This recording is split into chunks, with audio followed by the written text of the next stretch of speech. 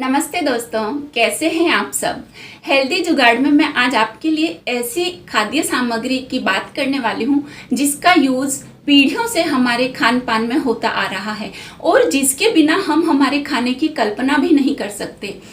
ये एक ऐसी खाद्य सामग्री है जिसका इस्तेमाल करने के साथ ही ये अपना दुष्प्रभाव दिखाना चालू कर देती है और जैसे जैसे ये शरीर के अंदर जाती है उसका दुष्प्रभाव लगभग हमको होने वाले 60% से अधिक बीमारियों की छाप के रूप में वो छोड़ जाती है। जी हाँ, सही समझे आप। मैं बात कर रही हूँ सफ़ेद मीठी लेकिन जहरीली चीनी के बारे में।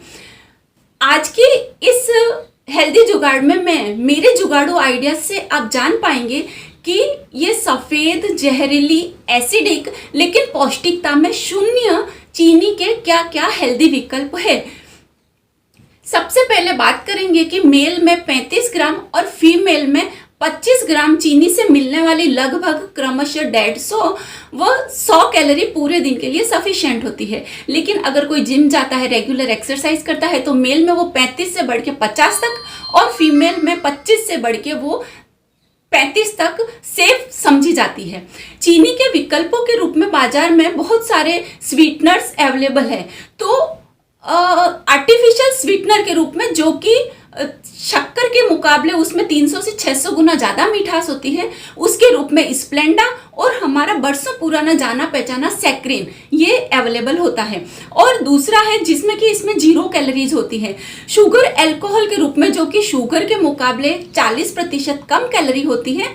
उसमें जाइलाटोल, सॉर्बिटोल और इरेथ्रिटोल के रूप में ये मार्केट में मिलता है। तीसरी तरह की बात करूं तो मॉन्क फ्रूट एक्सट्रैक्ट व स्टीविया के रूप में हमको नॉवेल स्वीटनर के रूप में ये सब बाजार में अवेलेबल है। अब स्टीविया के रूप में ऐसा कहा जाता है कि ये एक 0 कैलोरी का फूड है, डायरेक्ट हमको प्लांट के रूप में मिलता है और जिसको मीठी तुलसी भी कहते हैं और इसके इस्तेमाल से हमारा वेट नहीं बढ़ता है। दूसरा है ये ब्लड में शुगर के लेवल को कम करता है और मोटापे से हमको दूर रखता है। लेकिन स्टीविया को लेके बहुत सारी भ्रांतियां हैं और अगर डायबिटिक पेशेंट इसका इस्तेमाल कर रहे हैं तो प्लीज़ पहले अपने डॉक्टर की सलाह लें, फिर ही इसको अपने रोज की डाइट में शामिल करें।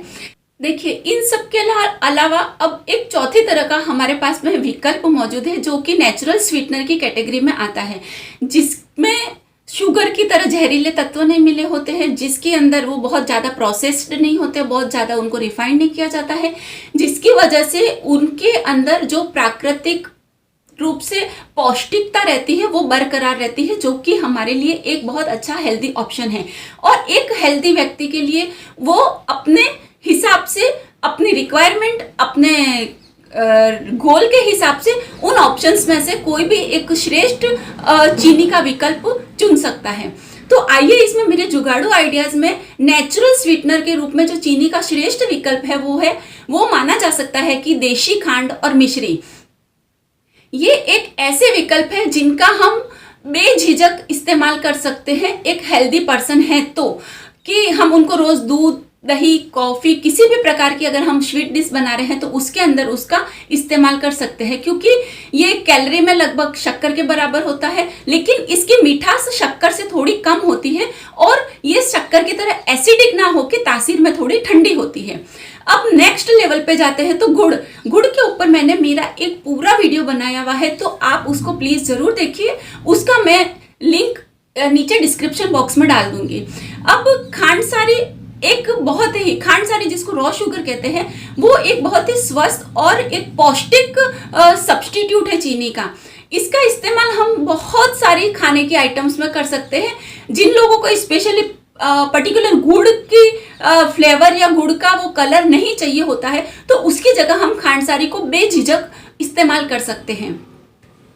जैसे अगर हम च्यवनप्राश बना रहे हैं अभी विंटर में तो गुड़ उसका बेस्ट ऑप्शन है शुगर का, लेकिन किसी को ऐसा है कि भाई पूरा गुड़ उसमें नहीं डालना है तो उसके अंदर हम गुड़ के साथ खांडसारी को भी मिक्स कर सकते हैं। अगर हम आंवले का मुरब्बा बना रहे हैं तो आंवले के मुरब्बे में भी हम खांडसारी का इस्तेमाल कर सकते हैं, लेकिन वो कलर में चीनी के जितना सफ़ेद नहीं होएगा, क्योंकि वो खांडसारी को गर्म करने के बाद में उसका कलर और उसकी स्मेल थोड़ी सी गुड़ जैसी होती है।